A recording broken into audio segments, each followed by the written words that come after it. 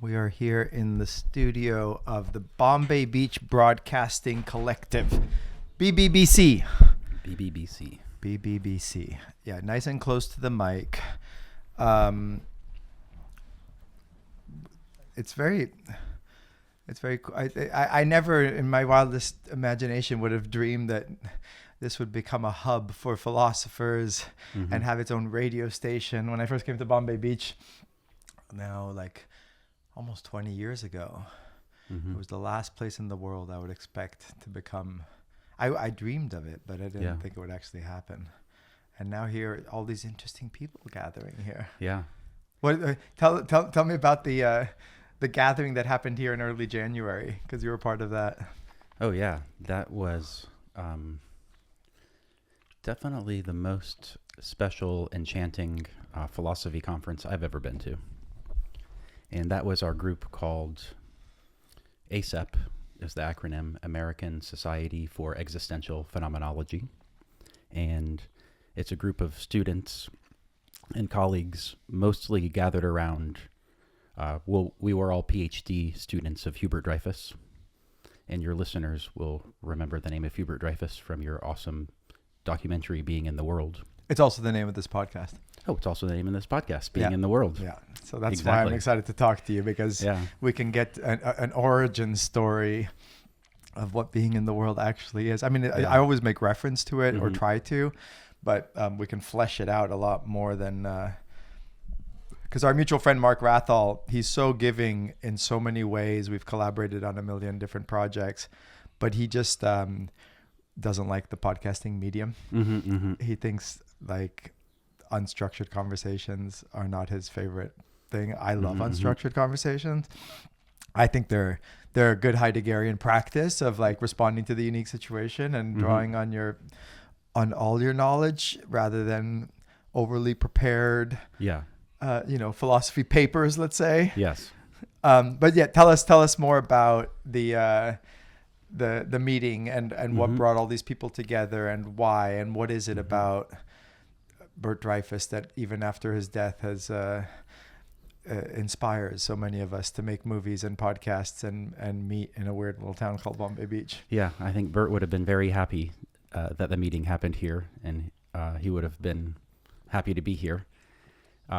Because he was a beacon for being in the world in an age that people are more and more want to think of themselves as technological devices or computers.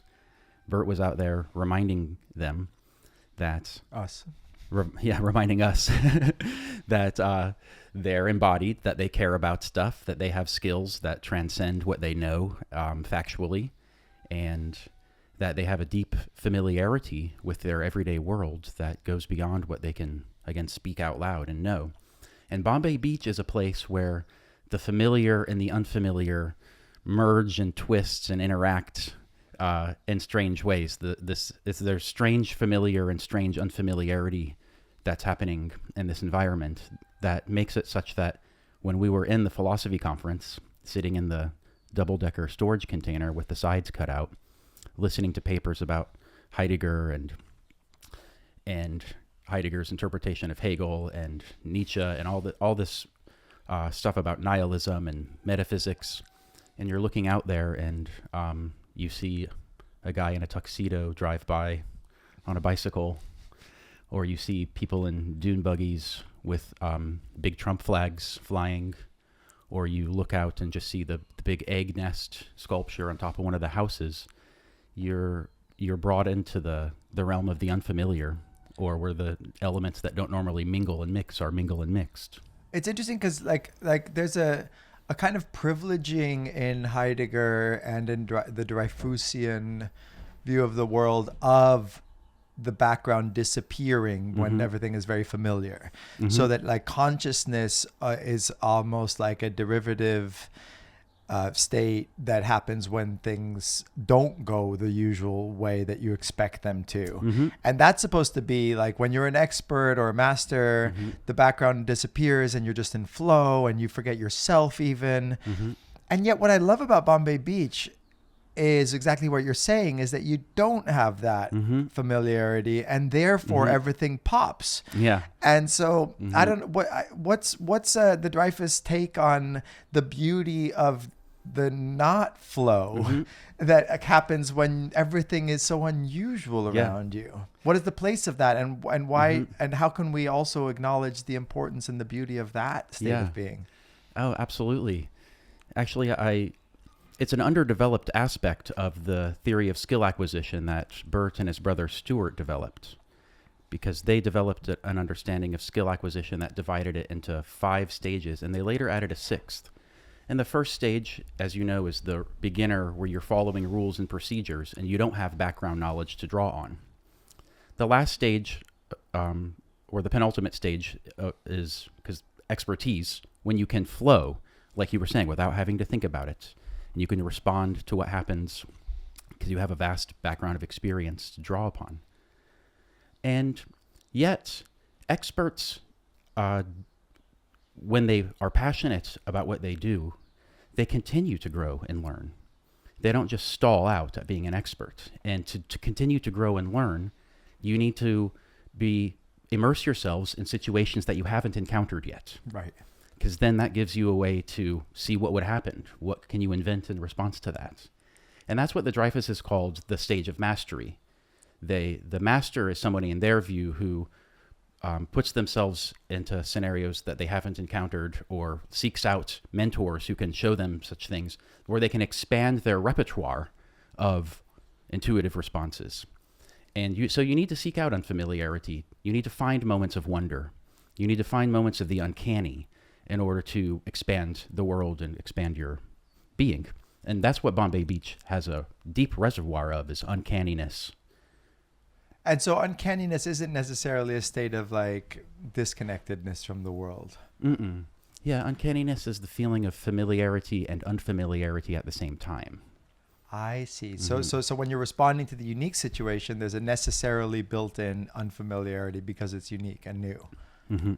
Like that was my favorite thing about studying with Bert Dreyfus, was that every question, when most people in his position, lofty position at like, you know, distinguished professor at one of the top universities in the world, might act like they've heard every question before and know more than you. And instead, every question you asked, he would look like like marveled is my favorite, is how I describe it. Or, and really act like he was being confronted with a question for the first time, even though he's, you know, in his 70s and has been doing this for 50 years. And then suddenly you'd get in the state of like learning together. And I think Heidegger said that the teacher has to lead by example, and the example he or she has to give is someone who learns, right? Yes. And so you got to be in that state with Bert Dreyfus of like, oh, I'm supposed to be doing what you're doing, which is learning constantly, right? So there's this really interesting sense of like mastery, flow, but also everything is new all the time. And I hadn't thought of it in terms of Bombay Beach and why it's so refreshing to be here.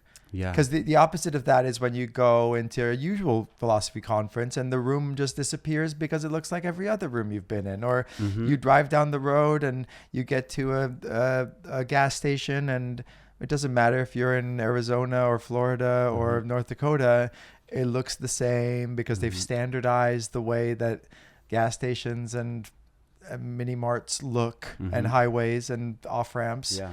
And then you come to Bombay Beach and it lacks so many of the things that we think we need for a good life, you know, like shops and good food and clean air and yoga studios and all the things that are sold to us as like the luxuries of a healthy life. And here you come and the food is limited and greasy and the air is supposedly toxic and there's nowhere to buy anything. And yet you feel refreshed and healthy and happy because I think partly it's just a simple sense of community. Exactly. Second, I think it's like a sense of possibility and creativity that's privileged over mundane, like pursuits, and then it's this, like, I think this thing that we're tapping into, which is the a constant, like, heightening of the senses for everything going on around you. Yeah, it's the experience of unfamiliarity, a switching background between the familiar and the unfamiliar. It makes the normal structure of your experience unstable. So suddenly things are, like you said, popping out at you. The foreground background structure. When we're familiar, the foreground background structure of our perceptual experience is pretty stable. We're used to seeing our normal town every day. The things that we need to deal with stand out to us. But what you get into an unfamiliar place, you can't rely on that. And then suddenly this place is, like I would say, oozing with visuality, because suddenly there is that a pile of art or a pile of garbage? Is it something to interact with or something to avoid? You don't know. And the thing is about familiarity, it's both our deep gift to the world, because Heidegger's notion of being in the world, and it's hyphenated for a really important reason, because it's a deep holism about our embodied engagement and familiarity. And not deep whole, like H-O-L-E, but deep, yes, W-H-O-L-E. Holism, H-W-H-O-L-E. Everything is interconnected. And our familiarity is when we have a sense of that interconnection, and we can move without having to think about it. Like I worked for 10 years in a movie projection booth. I was a projectionist. And this is the example I like to use, because a projection booth is a weird place. Most people have never been in one. And you go in there, and there's these big machines making loud noises with a bright light shining off their crevices, and dust flying around, and the film flowing through it. And you don't know, if you've never been into a booth, you don't know where you should stand. Can you get next to this thing? Do you need to be over there? Are you going to are you going to obstruct the image? Are you going to obstruct the show? You need to be able to, when your familiarity breaks down, you have a sense of being at pause and not being able to flow. So familiarity is our great gift, that we can be immersed in the world and respond to it intuitively and unreflectively. But it also blinds us to what is potentially novel. Blinds us isn't the right word, but it falls into the background. We get used to what we're used to. And that's the danger that the Dreyfus has pointed out, both at the competent person and their skill acquisition theory. The competent person is in danger of stalling at competence, because they have enough to get going and they have enough to get by. And they don't have to take the risk into letting go of their reliance on rules and procedures. They can keep following the rules and you can do just fine. To go into expertise and mastery, you've got to let go of the rules, drop into unfamiliar situations, and see what works. So the familiarity is a beautiful gift. It's the flow, it's the holistic involvement, but it also can be constraining to us and can keep us from seeing what lies beyond the scope of what is familiar to us. And that's why Bombay Beach always brings to you what lies beyond the scope of your familiar is all around. And why did you study philosophy, and what brought you to Dreyfus? Did you study philosophy as an undergrad also? Yes, I was a transfer student to UC Berkeley in the late 90s. And I did 2 years of university in Tampa, my hometown in Florida. And I took a philosophy class in the first semester just on the requirement of being in their honors program at the University of South Florida. And I was just absolutely amazed to be thinking about what is the nature of belief, what is the nature of reality, what is the nature of scientific rationality. And I was initially going to study engineering and chemistry and medicine, and I found that I did not go home at night thinking about the carbon structure of benzene, but I did go home at night thinking about what is justice, what is reality. And so then I made the habit of going to see my philosophy professors in their office hours, and I went one day to see my professor of environmental ethics. Her name was Kristen Schrader-Frechette. And at one point, she stopped me from talking, and she said, "What are you doing here? You should get out of this place. You need to go to Berkeley, and I'm going to help you get in." And she did. She wrote me a letter of recommendation. She helped me write my statement and sent me to Berkeley. Knowing that you would like the philosophical tradition coming out of Dreyfus teachings there? And that Berkeley is a more open, free-flowing place than Tampa. Right. And she herself was in a lawsuit against the University of South Florida at the time because they were paying her less on account of she was a woman. And I think she was feeling the constraints of being there, and she saw something in me that would flourish in Berkeley. And boy, was she right. Because then the first two classes I took were Bert's Heidegger class and John Searle's Philosophy of Mind class. What year? 1998. Oh, that's the year I graduated. You and I I graduated in December of 98, so we would have overlapped a semester. Amazing.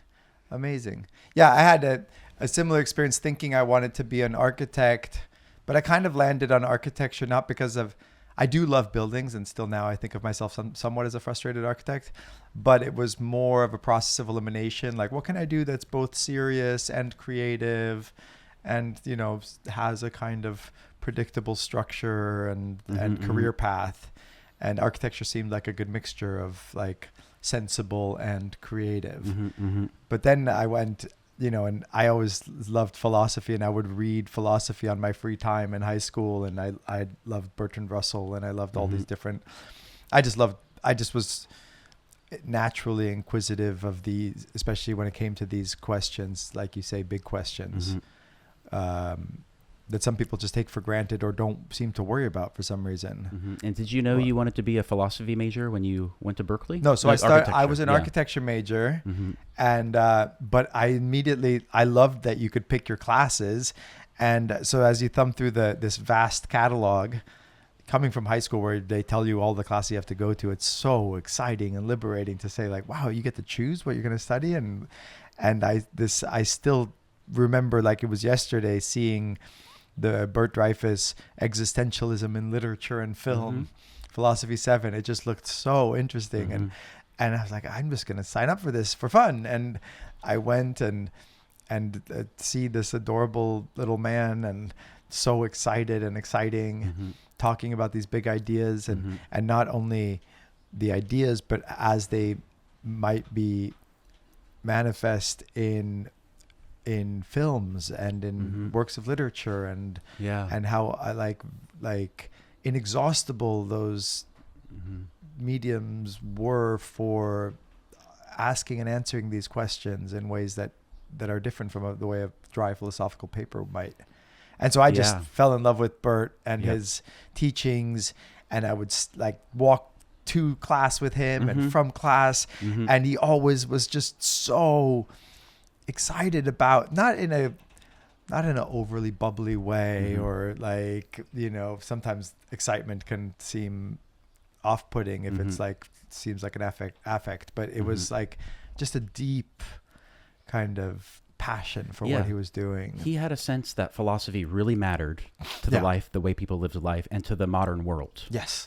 And that there's a mission that we have to help people see that, and to show that these deep existential issues can be gripping. They're embedded in these texts that can be very off-putting.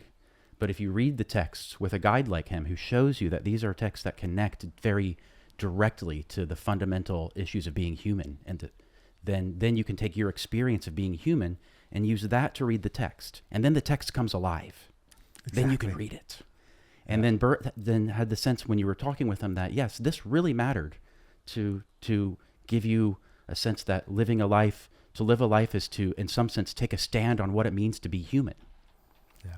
And waking up to that, and then seeing that, and seeing that a lot of people living in a technological world accept an interpretation of reality, or an interpretation of the being of the self that lets go of that project of recognizing and reckoning with that existence isn't just a fact about us, but it's a relation we have to that fact. We take a stand on what it means to be. And you're also a musician, right? I do think music is a domain in which these ideas are most salient in a way. Every time you speak about expertise and also needing to be in a new situation, I just the word jazz just goes into my head because it's like a place where it's so clear that you both have to be an expert and a master, but also are constantly finding yourself in new situations. Yeah. And also I think of like, there might be a sense that other forms of art are representational or have some sort of other function besides this kind of dealing with the world with a style and a responsiveness to the unique situation. So if you're a painter, you might say, well, my job is to like reproduce what it is like to look at this person or this landscape.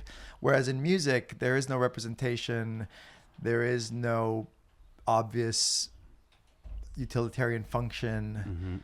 It seems like a place where these ideas of Heidegger's and of Burt's are most manifest. Would you agree with that? Deeply, yeah. And I've been playing drums in punk bands my whole life. Actually, I'm in America. It's kind of a faux pas to wear the T-shirt of your own punk band. And in other cultures, it's not like that. Our friends in Japan who are punks, they're always wearing their T-shirts of their bands. But somehow in the U.S., it looks to be kind of snooty. And or self-promoting, yeah, self-promoting. But this was a band I was in called Scholastic Death, and we were a bunch of punks in our early 20s. This is around the turn of the century, in the year 2000, and we all loved reading. And we thought, let's do a punk band about loving reading and writing and thinking. And so we called it Scholastic Death, and we were all in college or college graduates. 2 of us went on to get PhDs. Max Ward, who was the vocalist, is now a professor of history in Middlebury College. Wow. And but you're right. Music, I've wondered, it's like I can't help it. In a certain sense, being a punk drummer pulls me away from doing writing and thinking and philosophy, because you're in the practice space several days a week. You're going on tour. You're staying up late. That makes it hard to wake up early and think. But there's something about what it means to be engaged in the process of making music with other people and performing that music for others in a live situation, where that is the intersection of your expertise and the unfamiliar, because every performance situation is different. Especially in a punk scene, you're going down rickety stairs into a basement, carrying a big 8x10 bass cabinet. You're trying to figure out where you're going to fit everything. You don't know what's going to happen in the pit. Every time it's a unique happening, and you're drawing on your skills and the thrill of the chaos to create the performance. And also redefining what music is, right? If you plopped somebody from the 1600s into a punk concert, I don't even know if they would recognize it as music. Exactly. Bert came to see my bands play a couple of times, and he came with us. He came to see us play my band called No Static. We played at a famous club in Berkeley called Gilman Street, and we played with this really cool band from the 90s called Rorschach. And Bert took a nap in the car while all the previous bands were playing, and we woke him up when my band was going on. And there was, 200, 300 people in there. It was packed. He went to the back of the room, and he stood on a table in the back next to the sound guy and watched the performance. And at the end, he was thrilled and confused. And we played like 13 songs, and he asked me, what was that? Was that one piece of music? Amazing. Because it's all strung together. In between songs, we're making feedback and noise, and we make these little compositions to bridge different parts of the set. So it looks like one 15, 20-minute piece of blast of chaotic sounds. And he thought he was wondering if it was one piece of music. And the other thing I wanted to say is that, as a drummer, I'm always in 3 bands. Part of that is my duty to the punk scene, because drummers are not as rare. Drummers are not as available. And all drummers are in 3 bands when you're in the punk scene locally or in the metal scene. But part of it is what you were saying about the connection, because I'm not a jazz person, but you brought up jazz, and jazz is this intersection of familiarity and novelty and improvisation. And that's what playing in bands with different people does for you, because how you play changes depends on who you're playing with. Different beats are, as a drummer, different beats are elicited by different guitar riffs and different styles of playing. And that's the joy of being in multiple bands, because you're a different drummer with different people. Different aspects of the possible space of punk drum beats and drum rolls are brought out, and you want to play with those people who elicit from you surprising things that you wouldn't have thought of to do on your own. Do you have any thoughts on the politics of existential phenomenology of this kind? Because, we obviously, Bert Dreyfus, for those who don't know, he was, left-wing, Jewish, kind of anarchist by, I don't know if he'd call himself an anarchist, but he was definitely not someone who like had deep respect for rules. He loved pushing at the boundaries of of acceptable behavior, whether it was, growing pot in his office when it was not legal, and driving faster than maybe one should in his old Carmen Ghia, or when he came to visit me in Italy, we scaled the walls of Pestum because it wasn't open yet and it was too early, and we needed to catch a train back to Rome, and so we like scaled this like 10-foot tall fence so that we could visit these Greek temples. And then we didn't have any money left for the train, so we hid in the bathroom together on the train back to Rome. And not only did Bert jump into these activities, there was no reluctance. He loved questioning authority, and yet his, the philosopher he most liked, Heidegger, was famously ultra right wing, anti-Semitic. What now we're living in this return to very fascist ideology in our government in a kind of pretty shocking way. What do you think is the role of existential phenomenology and philosophy in a kind of political worldview? Do you think Dreyfus was more true to the existential tradition than Heidegger himself, or do you think there's something that is built in to it, or it can be interpreted either way? Yeah, I think systematically, phenomenology is about how to describe features of your experience that you normally can't pay attention to. So when you're skillfully going about driving your car or making a meal, because I helped Stuart Dreyfus, Bert's brother, rewrite their theory of skill acquisition recently. About a couple of years ago, there was a volume of essays dedicated to the Dreyfus Skill Model, and they asked Stuart for an opening chapter for it, and Stuart asked me to help him write it. Is Stuart still with us? Yeah, he's 93. Wow. I hang out with him ever since Bert died. This is a digression, but I'll come back to your question. But ever since Bert died, Stuart and I became good friends, and we started having lunches together every 2 weeks or every 2 or 3 weeks ever since Bert died, and we developed a deep friendship, and we've published a few things together, and it was on the basis of this friendship that we made. Well, we were Stuart also, just for the people to know, is also a professor at Berkeley. So amazing that these two brothers became, and Bert never thought anything of it. He's like, oh, yeah, of course my brother's also a professor at Berkeley. Yeah, Stuart and I were out at lunch at Kerala, a Japanese restaurant in downtown Berkeley, when towards the end of Bert's life, and he had been falling down a lot, and Bert had been. Yeah, Bert had been, and so me and Stuart and Bert and Gloria Flores, who's the daughter of Fernando Flores, another fascinating character in this constellation, were out at lunch, and Bert fell down and hit his head in the restaurant, and we went to the hospital, and this was a fall from, it seems like he never really recovered from in the end. It started the steeper decline. And after he died, Stuart and I met for lunch at Kerala to kind of commemorate that day and to commemorate our love for Bert and to connect with each other. And after we had lunch together at Kerala, Stuart said to me, that was a Dreyfus Brothers tradition, to meet for lunch, quickly talk about philosophy, connect with each other, and go out the rest of the day. That was the Dreyfus Brothers tradition. And I said, let's do it again sometime. And ever since then, we've been meeting for lunch every 2 or 3 weeks. Amazing. And so the point I wanted to get back to is that in the skill model, that is their way of describing the way a master and an expert can do things without thinking about it.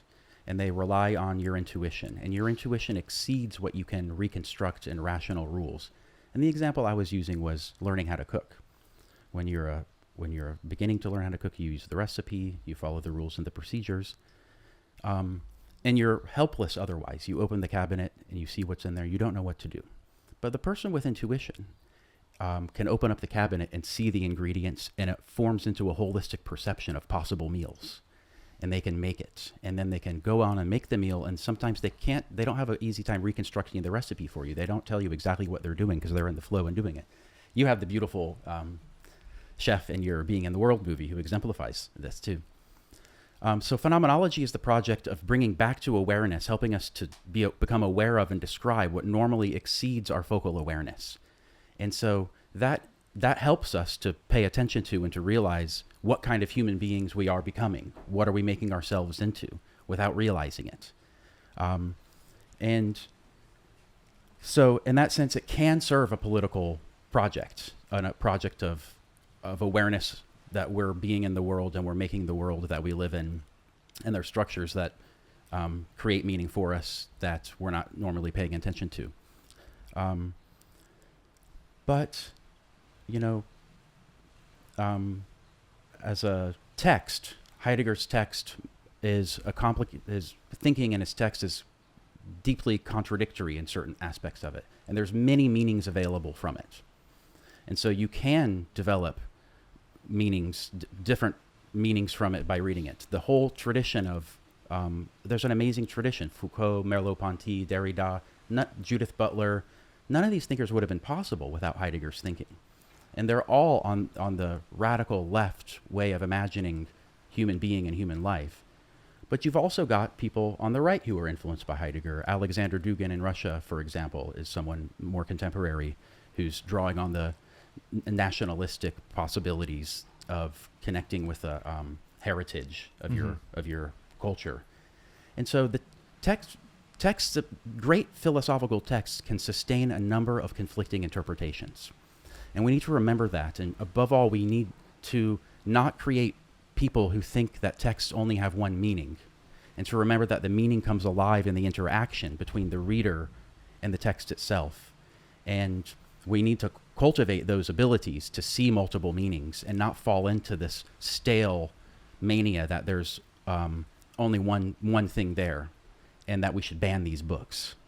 For example, ban Heidegger. There's people who think that. How do you read Heidegger? One of my friends stayed in my apartment once and saw Mark Rathal's book, How to Read Heidegger, and he came back and he told me, with a Sharpie, so you can cross it all out. Wow. And so, yeah, I think that we need to remind ourselves that great texts can produce multiple interpretations, and the meaning of the author doesn't determine the meaning of the text. It comes alive in the interpretation and the encounter of the text with the individual. And that is something we need to keep alive. That linguistic ability to find meaning is something we need to nurture and keep alive. And that's where I'm at with your question. Yeah. And so you finished your undergraduate, you went to Northwestern, did you say, to do your PhD, but still managed to study under Bert Dreyfus at Berkeley? Mm-hmm. How did that work? When I graduated, I had my professors telling me, hey, you're good at this, you should consider going to graduate school. Bert told me that. Hans Sluga told me that. And Hans said, you should get out of Berkeley, go somewhere else, go see the world. And at the time, the other places doing both analytic and continental philosophy in a deep integrated way were the University of Chicago and Northwestern. And so those were the two places I applied to. And the Northwestern offered me a funding package that was better than what Chicago offered me. So I went to study there. And Bert then was on my dissertation committee the whole time. And so then I kept interacting with him over those years. And I got the chance to live in France and Germany for 3 years in graduate school. And Bert was visiting, so I got to interact with him in Paris. And then when he was visiting there, and when I finished my sojourn in Europe, I had one last year of funding to finish writing my PhD, and I took that with me to Berkeley. And I sat down and I wrote my PhD thesis in the library at Berkeley, working with Bert, being a TA for his Heidegger Being in Time class. And that was back in 2009, 2010. And did you consider a career as a professor, or? Mm-hmm. Yes, that was the plan, insofar as there was a plan. I mean, people who study philosophy, you mostly don't do it because you've got a plan. You get into it because you love it and you can't help it, and you kind of hope something will work out. And most of the time, what works out would be going to be a professor. And so I had that on my general due north to what I was going towards. But right when I finished my PhD, Bert invited me over to pizza at his house. He said, I want to meet you. I want to introduce you to somebody named Fernando Flores, who needs help doing a research project. And so I went over there. Fernando had also studied with Bert? Yes, yeah. Was he also PhD? Mm-hmm. Yes. So Fernando's a really fascinating character in this Bert Dreyfus lineage and world. He's now 82, and I've been working with him for 10 or 11 years, and ever since I got my PhD. Fernando was a high-ranking cabinet minister in the socialist government in Chile when he was in his late 20s. Under Allende. Allende, yeah. So in the Allende presidency, Fernando was the finance minister and had some other top-ranking cabinet positions. He was there at the presidential palace on September 11th, 1973, when a U.S.-backed fascist coup happened. They launched a missile into his office, but he happened not to be there. He was in the presidential suite with Allende and the top advisors. Allende sent Fernando out to negotiate their surrender with the military, and then Fernando spent 3 years as a political prisoner. The reason he was selected to be in the cabinet of Allende is because he'd shown his ability for creativity and mobilizing people for projects, because he was responsible for this project that's now mythologized as the socialist precursor to the internet. It's called Project Cybersyn. And Project Cybersyn was one of the first times machines were ever put in a network. They put telex machines in a network. A telex machine is something like a real-time fax machine. Uh-huh.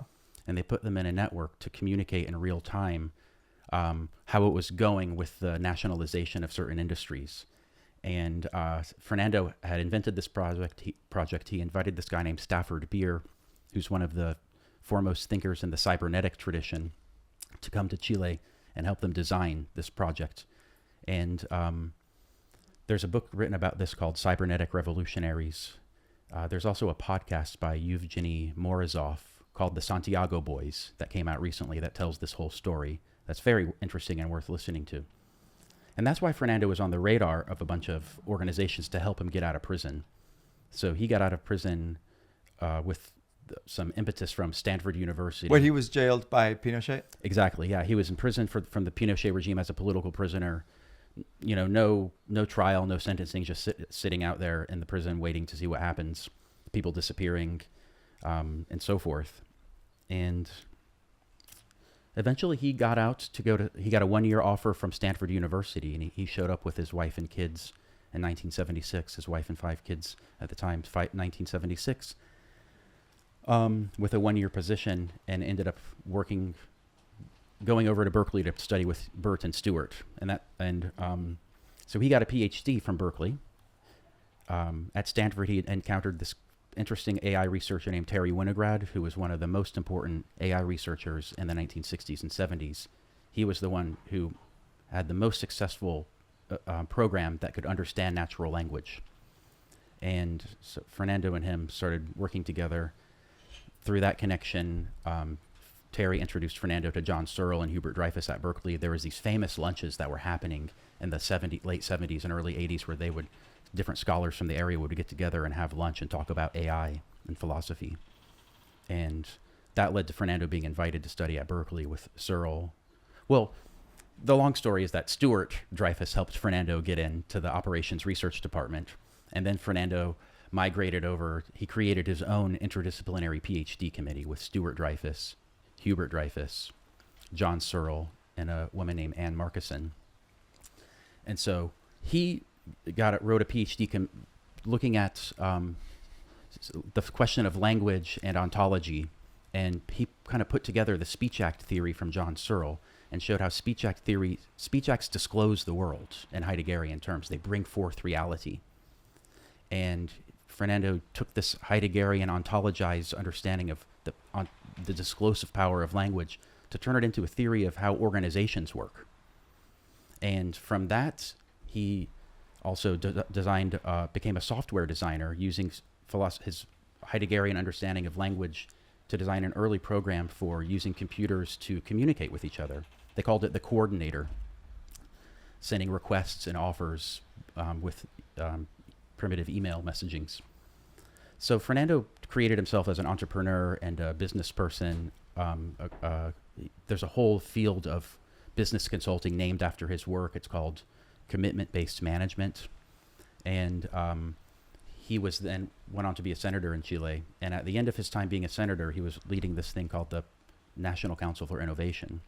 And that's what he asked Bert. This was now we're fast forward to 2009, 2010. He asked Bert to come be his Heidegger scholar on the committee for his innovation report for the Chilean government. And Bert said, well, I'm too busy right now, but let me introduce you to this guy named B, who's kind of weird and plays in punk bands, but he's good at Heidegger, and let's see if you guys hit it off. And so I just finished my PhD, went over and had a pizza with Bert and Fernando at Bert's house in the Berkeley Hills. And I don't know, 2 months later, I was on an airplane to Santiago to be the Heidegger scholar on the committee for the innovation report for the Chilean government, working on Fernando's team. I had a friend named Francisco Letelier. Do you know about his father? Mm-mm. I thought he was finance minister under Allende, but he might have There was been multiple. another. Yeah, so he was, because he's a muralist in Venice Beach that I was friends with, like when I lived there 15 years ago. But his father was finance minister under Allende, and then after, when Pinochet took over, he came to Washington to try and lobby against Pinochet, and he got in his car one morning on Embassy Row, and his car was exploded. Fernando knew him personally, talks about how horrifying the story was. And Yeah, he was killed. My friend was like a teenager, and his father was killed in this like horrific government-sanctioned terrorist attack. Yeah. Just for, trying to lobby against the government there. So just to show the kind of horrors of what was going on there. So are you still working with him? Yes. We've been working together for the past 10 years. But this is tinkering off. And what I learned from Fernando, it's the same kind of thing you learned from Bert, that philosophy really matters to the world. Mm-hmm. That it can give you a way to interpret reality and to help other people. Let me put it this way. Fernando saw that being in time wasn't just another description of reality. Being in time is Heidegger's magnum opus. Yes, so even the Heidegger scholars in our crew, in the Dreyfus crew and the ASEP crew, they're approaching Heidegger at the level of a better theory of what human beings are. That the rationalist tradition thinks of human beings as essentially somehow a mind in a skull, probably connected with the brain, and the mind has to relate to the outside world. And Heidegger comes around and says, we have to explode this dualistic ontology. The mind is not separate from the world. Human beings exist as being in the world, embedded, enmeshed in it, essentially. And there's a lot of important philosophical problems you can work out and redescribe and overcome with this perspective. And so the whole Heidegger scholarship world is engaged in interpreting the Heidegger's texts and showing how they're relevant for thinking about philosophical issues. What Fernando saw there was, it's not just another description of reality, but you can look at it as a realm of skills that can be cultivated for differently relating to reality, disclosive skills for bringing forth the world. So you can have skills. Heidegger says in Being in Time that our relation to the world has three interrelated dimensions. One of them is linguistic. We relate to the world. We make things salient in conversation. That's what conversation does. In the present, it makes things salient. We can draw attention to things. We can articulate them. We also relate to the world from the perspective of our moods. Our moods give us a sense of what is significant coming from our past. What's relevant in here is connected to our way of being in here to sit and be in conversation with each other. And the mood we're looking to cultivate and fall into is a mood of engaged conversation. And the mood isn't necessarily something in our heads. We can talk about the mood of the party, the mood of the nation, the mood in the room. Mm-hmm. Yeah, and that's a different mood if we were in here to solve a problem, that there was a breakdown in the equipment, and we had to get in here and solve the problem so that the radio station can go. That's a different kind of mood. It helps to make different things salient in the situation. It draws our engagement with the situation, depending on the mood we're in. A mood of conversational exploration versus a mood of what's the problem, how do we solve it, and what are the components we have to deal with. So moods are always in the background shaping our relation to our situation. And finally, we have a sense of embodied, holistic know-how for dealing with things. That's what Heidegger calls understanding. So there's the moods, there's the linguistic dimension, and then there's the embodied understanding dimension. And these three things open up the world for us. And Fernando said, well, these are not just a better description of reality. Let's look at them as skills we can cultivate. We can cultivate skills for conversational coordination. And you can be better drawing into salience the difference between a request and a demand, or a promise and a prediction. And remind people, develop skills for making these distinctions better in their conversation. You can better coordinate and bring forth in your collaboration the world better together.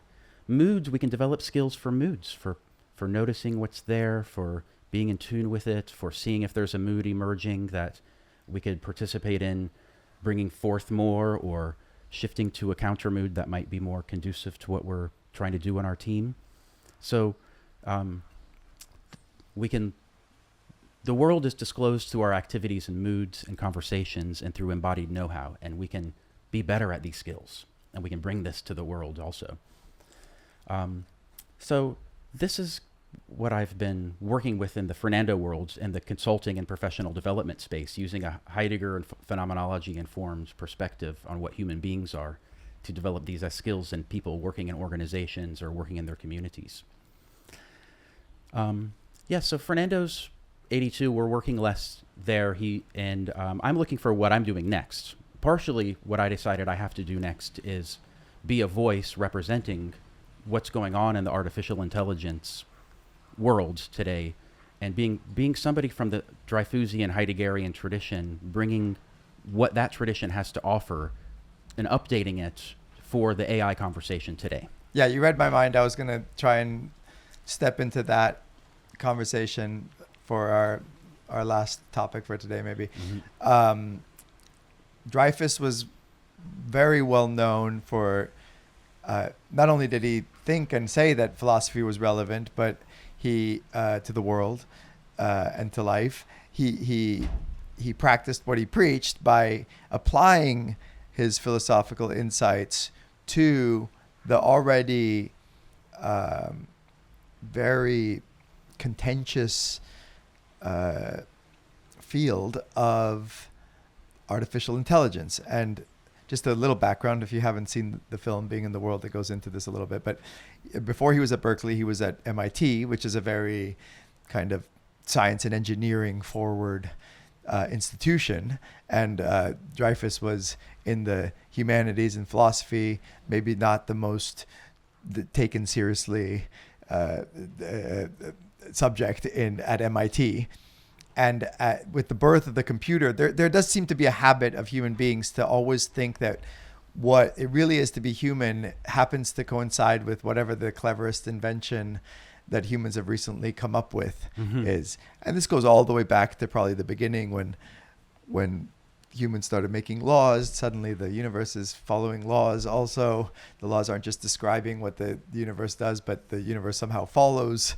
Is a law following mechanism. And then, the steam engine is invented, and suddenly the body and the world is all steam engines and all mechanical. And then the computer is invented, and suddenly people think that the mind is the brain is a computer, and the mind is a software that's running on it. The latest iteration of this is that, we come up with simulations, and therefore the universe must be a simulation. Exactly. And so when the first computers were invented, Bert says in Being in the World in the movie, he says he's at MIT and everyone's saying, oh, you philosophers have been trying to figure out what it is, what the brain is for millennia. You've gotten nowhere, but now we've come up with these computers. We've finally figured out what it is to be a brain and a mind and a human. And not only that, we're going to be able to replicate it within a few years. Always the promise of artificial intelligence is like within 10 years, we're going to be doing everything that human beings do. And Dreyfus said, guys, not only are you not on the forefront of this type of thinking, you're actually really behind, because you're not looking at the latest interesting philosophy coming out of Europe.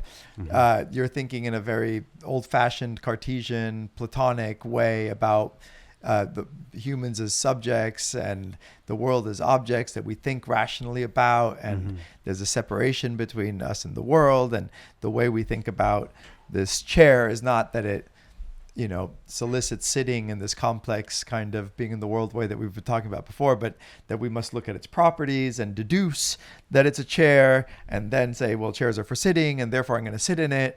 And that's, Bert said, if you look at Heidegger and existentialist phenomenology, you'll realize that's not actually how we encounter things in the world. And therefore, and this is making a long story very short, your artificial intelligence program is bound to fail. And this pissed off a lot of people because there was a lot of money in this. And so he was not only ridiculed, but, all sorts of effort was made to silence this criticism. Meanwhile, he was more sympathetic to neural networks. Mm-hmm. And I remember early on, even with Google's attempts at creating artificial chess playing machines, they were taking into account a lot of Bert's criticisms that had been ignored and actually making progress because of it.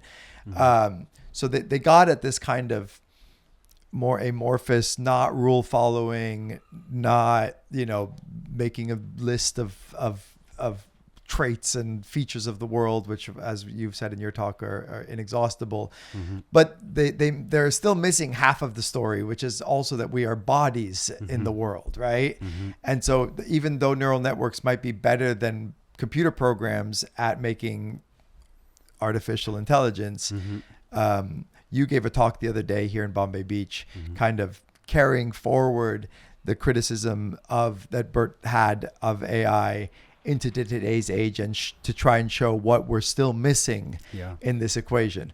Anyway, sorry, I could blabber on about this forever. It's hard to unpack it in just a few minutes, but I think that just gives a little broad background to set up the talk that you gave in Bombay Beach the other day, which was called Frictionless Spinning in the Void.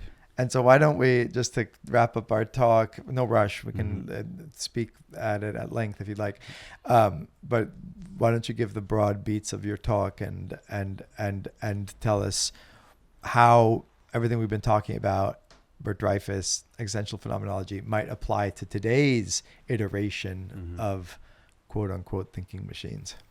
Yeah, thank you. I loved your recap of where Bert was coming from in the narrative there.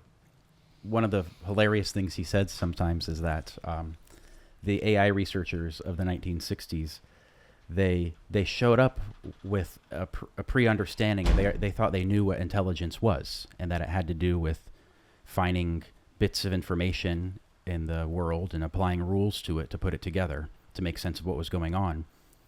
And as you said, they hadn't been paying attention to what was happening in phenomenology or Gestalt psychology or Wittgenstein. And as Bert said, these guys bought a lemon in their understanding of the human mind without realizing it. They bought an understanding of the human mind that was not going to work. And he was right. And for the kind of reasons he predicted, the traditional artificial intelligence paradigm failed. And he and Stewart were very, very intrigued by the neural network paradigm that was already emerging way back when. I mean, there was a guy named Rosenblatt who had developed a neural network understanding and approach to AI called perceptrons, and his whole project turned out to be right, and he was torpedoed by the dominant researchers in AI at the time, a guy named Marvin Minsky, who wrote a book attacking the neural network perceptron approach and tanked it. And then the neural network field of research became dormant while the symbolic AI reigned for a while.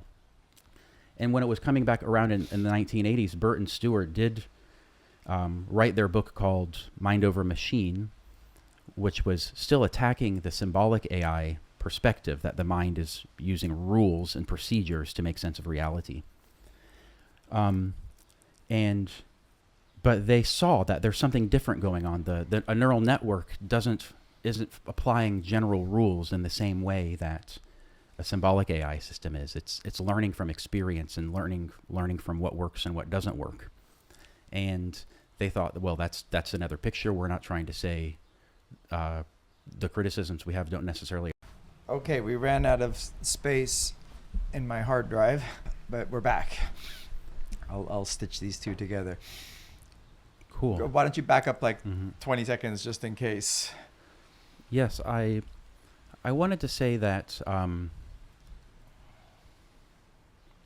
the original Dreyfusian critique of AI was aimed at symbolic rules-based systems, which are different kinds of AI systems than what are working today, the neural network system. But the real oomph of the Dreyfus critique is still as relevant as ever, because it's true that we're talking about large language models now in this context, because they're the amazing discovery and creation that has shown we can create computers to do something like thinking, and it's truly awesome what they can do. And what's fantastic about them is that human beings create them and then don't even really know how they work. So there's a whole field of study trying to figure out what exactly are these things that we made, what are they even doing? And then there's all these abilities that they end up creating, that the models themselves end up acquiring abilities that they weren't specifically trained to have. So they're fantastic, strange, new kind of being that emerged into the world.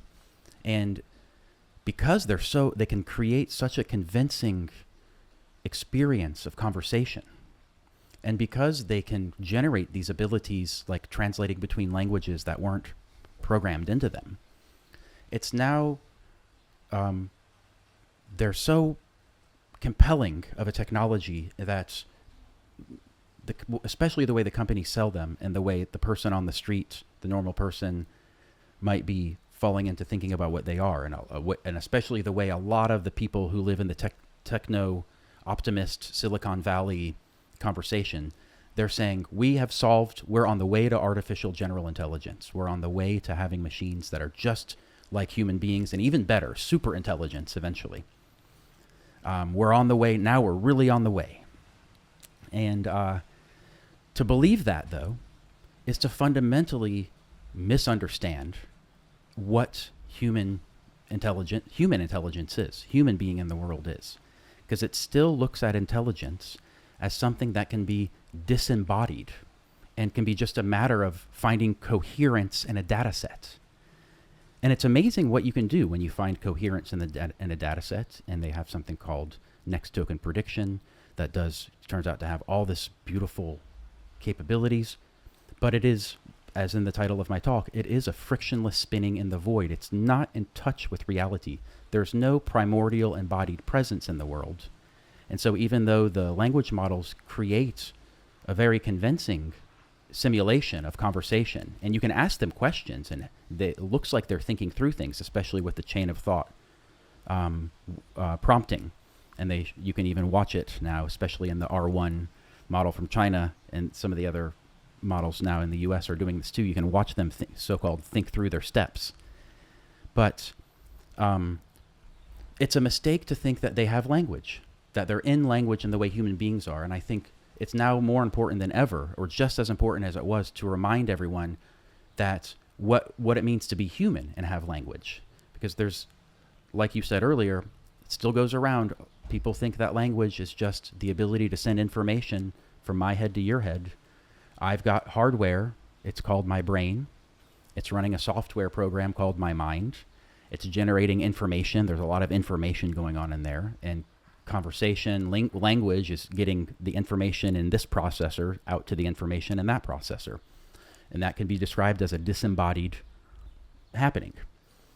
So we need to remind ourselves and not be duped, not be taken in that we're just like these machines, that we have language that is just processing information. Our language is deeply intertwined with our embodied primordial presence in the world.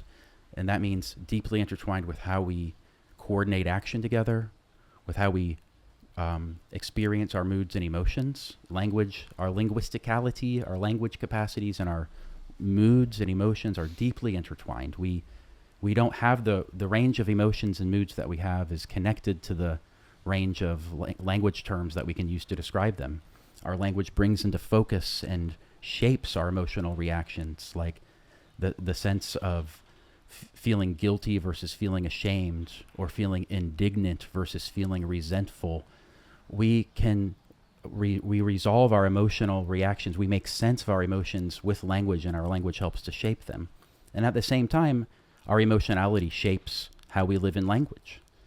We're not just neutral information processors. A mood of intense problem solving brings out different linguistic utterances, as opposed to the mood of philosophical exploration. So the way we generate our language is connected to the way our moods and emotions. We got to solve the memory issue problem on the computer. That means the way we talk to each other is going to shift into this other way of relating. And then we finish that and we can ease back into the mood of conversation, and that shapes the way we are now flowing in the language, flowing in our conversation. So moods and emotions and language are intertwined. And the way to put this all into a package is to say our language is deeply connected to how we care. Our way of being immersed in the world is connected to how we care about the world. And so the subtitle of my talk, it was Frictionless Spinning in the Void. AI is not there. And there is a reference again to being there, being in the world, being here in the world, oriented by our embodied skills, oriented by our moods and emotions, oriented by our capacity for conversation, and connected to the fact that all of that is bound up with the fact that human life matters to us. What we are is a sense, how we are doing in life matters to us. We have a stand on what it means for us to be. And that is what the computers lack. They not only lack the embodied presence in the world, but like John Hoagland said, another one of Hubert Dreyfus's students, computers don't give a damn. And our way of living and being in language is connected to the fact that living matters to us. We take a stand on what it means to be, either by being a punk rocker, which means you define what it is to be a punk in a space of conversation, in a tradition of interaction, of interpreting, of seeing, having a sense that the normal world is living in a way that is a sham, that is conformist, that is not fulfilling or not able to bring forth an expression of creativity and being together in a way that's stifling of that. You can only dedicate yourself or feel the pull of that ideal because you can put it into language. And so how we care about things and the fact that we live in language is deeply connected to the way life matters to us and the way we can interact with that. And this is the way that we need to still remind ourselves, because the latest technology, the large language model, wants to make people think that, again, we're just information processors. We're just predicting the next token ourselves. Our brain is running an algorithm that's just predicting the next token. We've got a database of previous conversations in our mind. What are we? We're just next token predictors too. Our next token prediction is maybe our brain is doing some version of that, but our brain is embedded in a body that's embedded in the world, that's connected to a whole human person, that lives in a community with others, that gives a damn about what's happening, that's shaped in conversation and moods with other people. Yeah, it seems like we get caught up on these metaphors that we think are comprehensive about what it is. I think we're just, as a species, we're very excited about the latest thing that we've come up with, and then we tend to reduce in attempt to like say that we understand what it is to be human. We think it's just like, oh, it just happens to be coincide with this latest clever invention that we've come up with. Yeah. And I think what Bert was so good at reminding of us of is that being human is like the texts you were talking about, an inexhaustible phenomenon that you can endlessly interpret and think about, and very hard to kind of pin down to one interpretation. Yeah. So I think the lesson here is, yes, be amazed. I like your talk a lot because, and maybe I can even post it if you don't mind. I would love that. Filmed the whole thing, so I No can. way. Yeah. Cool. I could post it on my YouTube channel alongside this.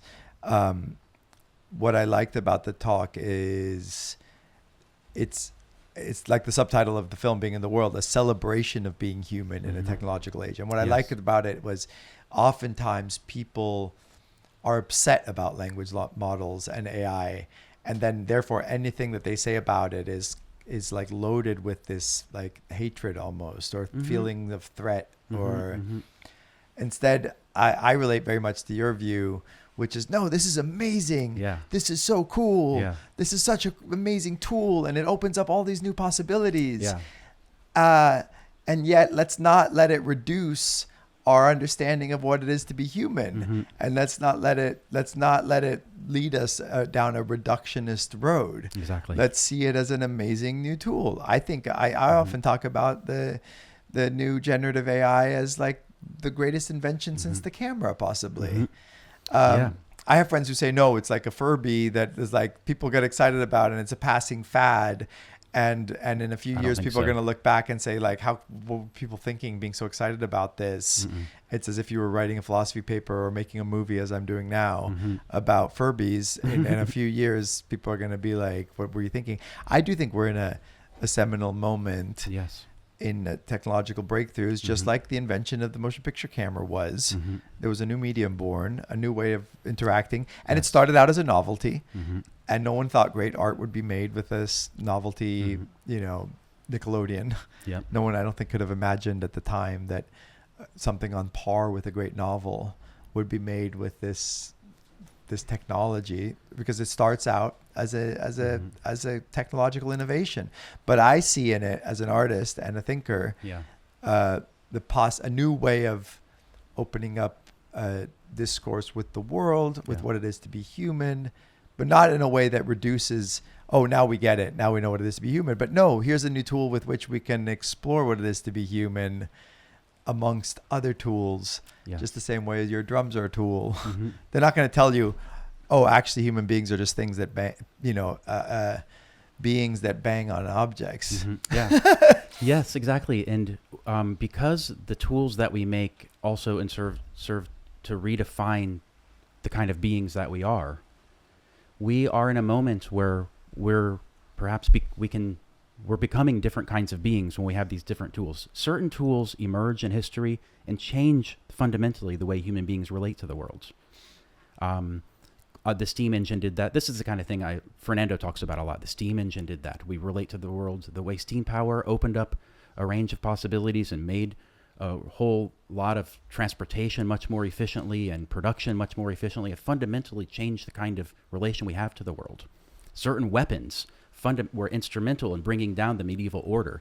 Philosophers like to talk about, it's nominalism, and it's the way that final causality stopped having a role in the understanding of the world, and the mechanistic interpretation of the universe displaced the Aristotelian cosmos. And Fernando points out, well, also they had cannons that could break down the walls of castles, and that changed the reality of political organization and created a whole different range of questions. We become different when we have new technologies. It changes the way we relate to reality in the world. AI technology is arguably one of these tools, like steam power, like nuclear weapons, like the computer. previously that is changing the way the world is disclosed to us. And this is very thrilling and also insanely dangerous. Yeah. And so we live at a time where we have to cultivate the skills. They're not out there. We need to create them. That's what I love about the movie that you're working on, because it's thinking through this issue. And also the threat of technology and the promise of technology is always to obviate the need for skillfulness. So we have, when you listen to a record, it's really the opposite of playing in a jazz or a punk rock band. You're meant to sit passively, and you can just change the music to something else. It doesn't matter where you are. It doesn't matter who you are. It doesn't matter what time it is. It doesn't matter. Like, none of these things matter. So the threat is always that it dissolves meaningful differences. Yes. And then our job, I think, as thinkers and artists, is to turn the technology against itself and find some new essence for it. So I think the DJ does that with the record. Beautiful. Like when we watch our friend Jersey be a DJ, I don't think the inventor of the phonograph would never have imagined someone, spinning records and feeling the pulse of the room and the mood of the room and dialoguing with it in this way, and suddenly taking up this tool that could be passive and making it an active way to engage with the world. Exactly. And so I think our job now is not to have a moralistic or reductive take. No, the people who are too excited about LLM say, "Oh, this is all it is to be human. We're all next token predictors." The naysayers are saying it's actually nothing, and it's a bunch of hype for nothing. And I think neither of those perspectives is the right one. I think our job is to say, no, now we have this amazing new way to interact with the world. How can we use it in a way that the people who invented it never would have expected? Yes, exactly. To create new objects that hold up what it is to be human in our particular time and place, and make the great movie. And I don't know what it is going to be, the great but again, I think that it's harder and harder. The phone turns us into these passive scrollers. Yes. I don't know who makes the great work of art with the phone. I don't know if anyone's done it yet. Could take decades. Exactly. Or could only be recognized decades later, But I think engaging with these instruments in this way as humans and finding ways to remind ourselves of this complex, inexhaustible sense of what it is to be human is our job. Yes, it's our world. It's a world historical moment, and it's not just the arcane thinkers and technologists. It's everyday tinkerers and artists and families who can create new practices for interacting with these new tools and seeing how they can reveal the world, rather than just falling into their pre-programmed presets, because the companies that make them do have an incentive to draw us in and make us just kind of compulsively use them. So what we need to do, all families face the following anomaly, that they give their iPad to the kid to placate them, and they feel bad about it. They know they're doing something wrong. They know they're creating an addiction for easy placation with the streaming and the scrolling, and that's going to create a pathological addiction to the technology. There's an anomaly there. But we can use these devices to actually open our relation to the world, to create possibilities for engaging and inquiry and invention. And that's what all of us can be participating in now. Yeah. All right. Well, we'll wrap it up for now, but I think we can continue this conversation. Yeah. Hopefully you'll be back in Bombay soon and often. I will be. And for we're not having a Biennale this year, but we have come up with a new name for our season finale, of which the dates I will not tell because we don't put those on the internet. But we were trying to think, we're moving the Biennale to every other year. And I always like the absurdity of calling it Biennale by doing it every year. But for reasons beyond our control, we need to kind of shrink our ambitions to doing it every other year. But we're still going to do an end of season celebration. And the word we came up with is, the Greeks had the symposium. That word is great, but also kind of not overused, but used enough to make it less interesting to me. Yeah. And but it turns out that the ancient Roman version of the symposium is a convivium, which means living together, and it also happens to the thing that sealed it for me, the icing, is that in biology, a convivium is a species that through sheer isolation starts to develop its own traits separate from the other members of that species. And I think that that's happening a little bit in Bombay Beach. We are a convivium. Not only are we living together, but we're also developing new evolutionary responses to this unique environment. So 2025 and odd numbered years from now on will be convivia. I think that's the plural. And I'm hoping that you'll join us, UB, also you, the listener, if you happen to get involved in, want to get involved in Bombay Beach. The only people who get the privilege of knowing the dates are people who come here and hear about it by getting involved in the community, in everything that's interesting that's going on here. And as I discussed with I'm shooting 2 of these back to back, one with a neuroscientist that you befriended also named Leo. Yeah. One of my favorite parts of this week. But he was saying that it just that what a vortex this has become for interesting people and ideas. And if you're not a little bit mad, you're not gonna be attracted or get this place. And it's really interesting to bring somebody here who's not a little bit mad and suddenly they just don't get it and they leave. And to me, that just tells me they're not crazy. Good for them. Yeah. Anyway, B, thank you so much for spending time here, for indulging and engaging in these great, deep conversations. Of course, we could go on forever. Yeah, definitely. I had such an enchanting week here and really delighted to cap it off with this conversation with you. Thank you. I'll definitely be back. Thanks, B. More soon.